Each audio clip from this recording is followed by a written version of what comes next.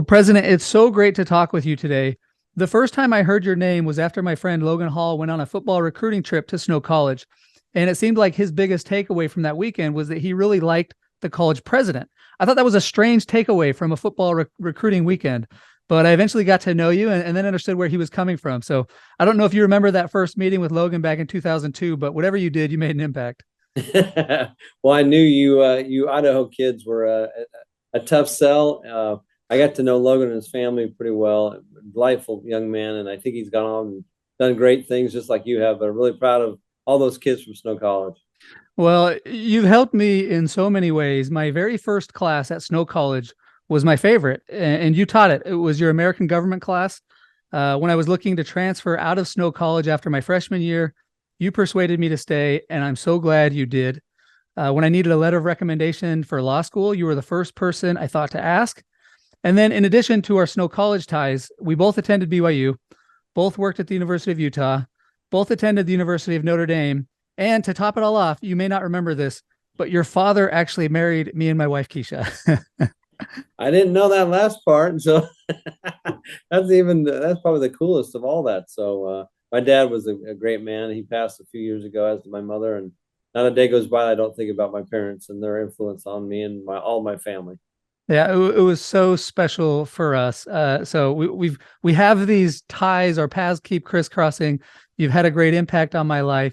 You've also been a leader in higher education, serving as a university president, college president at 4 different colleges and universities. And as you think back on your time as a university president and academic, are there 2 to 3 simple, practical, underappreciated lessons you've learned that you'd most like to pass along to your children and future generations? Well, first off, I want to say, Nate, thank you for having me today. It's so great to see you, and I'm really proud, as I said, of you and what you're doing. Um, I've used this throughout my career, nearly 30 years now, working in public higher education. I've taught classes, I've talked to sports teams, athletic teams, I've talked to potential students, prospective students, and I think it's what I call the 4 R's that really have applicability to anything that you want to do in life. The first is that you take responsibility for yourself and for your actions.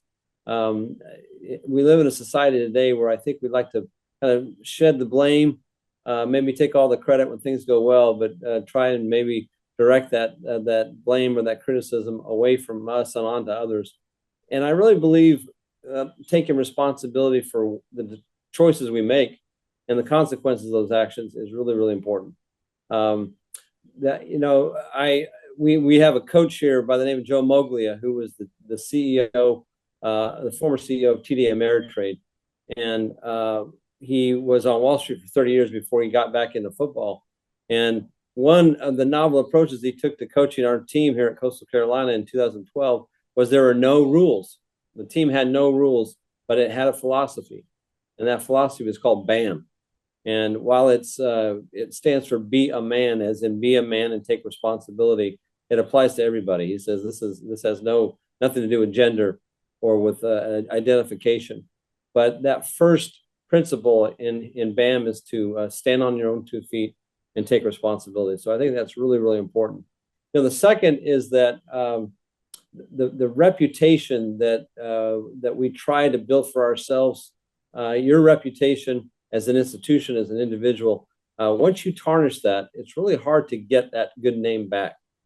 So I'm not suggesting that we're so conscious about how we're portrayed on social media, but the reputation that we develop in the public, with our friends, with our peers, with our colleagues, with the people with whom we work, or the people for whom we have responsibility, and that is a reputation that's focused on integrity, on being good to your word, being good word for your word, that a handshake or a promise is your bond.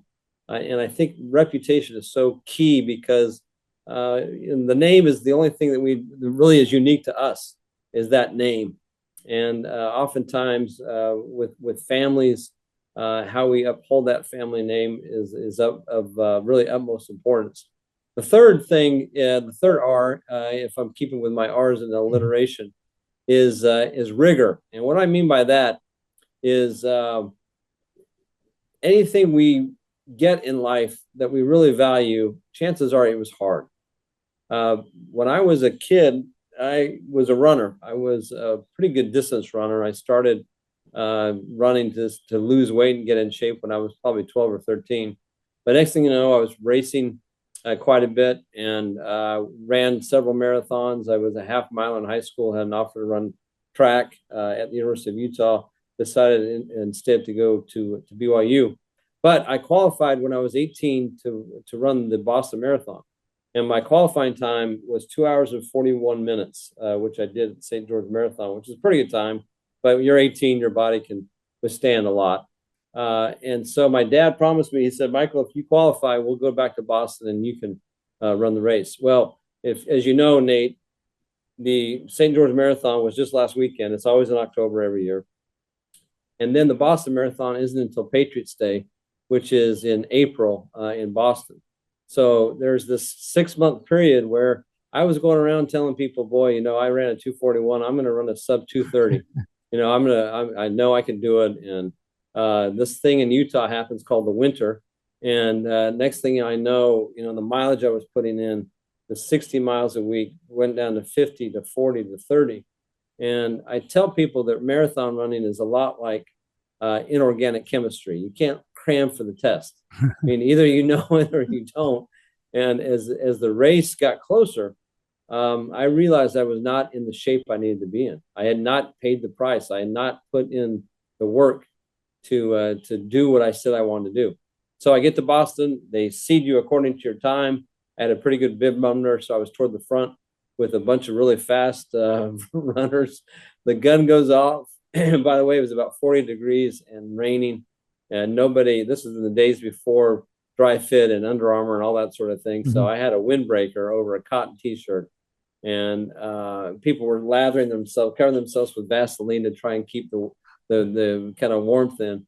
And we go out, and in the first 5 miles, I'm a pretty good pace, but to be perfectly honest, I was tired. I thought there's no way I'm going to gut this out and do a 230. So I didn't have a watch. I didn't have any way to gauge how fast I was going. They had kind of split times as you hit certain points in the race, and I kept getting slower and slower and slower. So long story short, I ran a 252, which was 22 minutes off my goal. But I crossed the finish line. My dad was waiting for me, and I said, Dad, I learned a really valuable lesson that I hope I can apply to my life, that you can say whatever you want. As they say, you can talk the talk, but you got to walk the walk. And in this case, the fourth R, which is reward, I had not put in the work to gain that reward. Now, if you do, so if you take responsibility, you pay attention to your reputation, things that are worthwhile are hard, they're rigorous. That fourth R reward will follow. And then the last R, Nate, really is life is about relationships. And the only thing we really take with us in this life is, yes, the experiences we have, the knowledge that we gain, but what impact have we had on people throughout the course of our life's journey? And what relationships have we developed, whether it's with our spouse, our children, our siblings, our parents, our family, but of course, beyond that, in our extended sphere of influence. So those are my 5 R's that I've really tried to apply in just about everything I've done. And I should say too, Nate, I'm sitting today where I am thanks to a lot of people. Success does not happen in a vacuum. You didn't get where you are by doing everything on your own. Right. And I was given opportunities throughout my life by people who believed in me. And for that, I will be forever grateful. But those are my 5 R's. And I've tried to apply that in a lot of different elements and aspects of my life. Well, you've had such a positive impact on my life. And I love to be able to pass these 5 R's on to my kids and my students. And, being a parent is so fun to watch these brains develop. And, if the kids never take responsibility for their actions, they stunt their growth, right? If you're always blaming other people, you never realize what you're doing that is impeding your behavior. And with the reputation, I teach business ethics.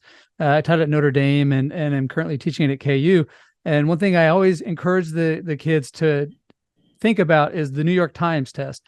Imagine your behavior will be shown on the front page of the New York Times, and can you live with that? Can your conscious can you be happy with what you do if your behavior was publicized there? And I interviewed Bronco Mendenhall recently, and he has this mantra of hard is good, and it's not kind of good, it's really good. And we've got to work hard to get the things that we actually value, because if we don't work hard, we don't value, we don't get that reward. And finally, I don't know of anybody who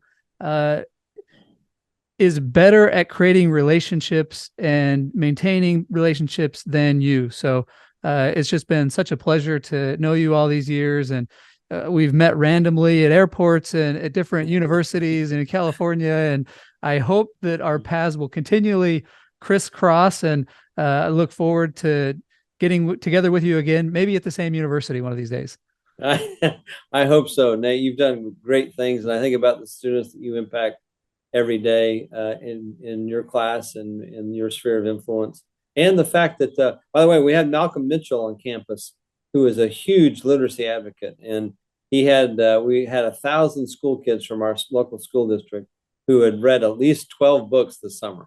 Oh, and cool. The winner who got a gold medal, and Malcolm played football at the University of Georgia, won a world championship, a Super Bowl with the Patriots.